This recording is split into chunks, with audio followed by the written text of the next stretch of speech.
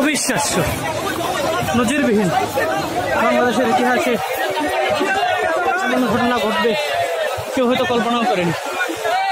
গণভবন থেকে যে যা পারে তাই নিয়ে যাচ্ছে। সকলেই আসলে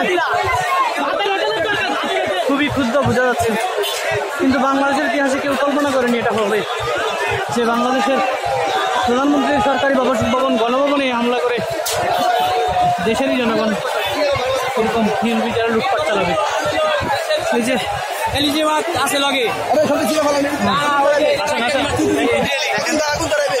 সবাই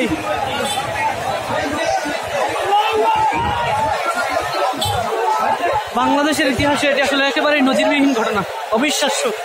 নিজে কখনো কল্পনা করিনি গণভবনের ভেতরে দেশের সাধারণ মানুষ ঢুকে প্রধানমন্ত্রী শেখ হাসিনার সরকারি বাসভবন, এটি গত 3-4 মেয়াদে আওয়ামী লীগ সভাপতি রাষ্ট্র ক্ষমতায়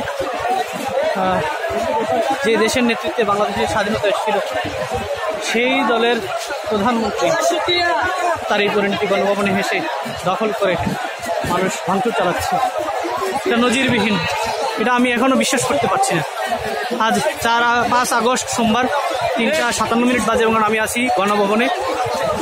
আর বেলা 1টা থেকে আপনারা জানেন যে বেলা 1টায় সেনাবাহিনী এবং পুলিশকে হটিয়ে শাহবাগে দখল নিয়েছিল কোটা আন্দোলনকারীরা। আজকে তাদের অসহযোগ আন্দোলনের 2য় দিন। এরপর কিন্তু সারা ঢাকা শহর থেকেই লোকজন জড়ো হতে থাকেন। তারপরেই 3টা নাগাদ গণভবনে হামলা হয়। অবিশ্বাস্য।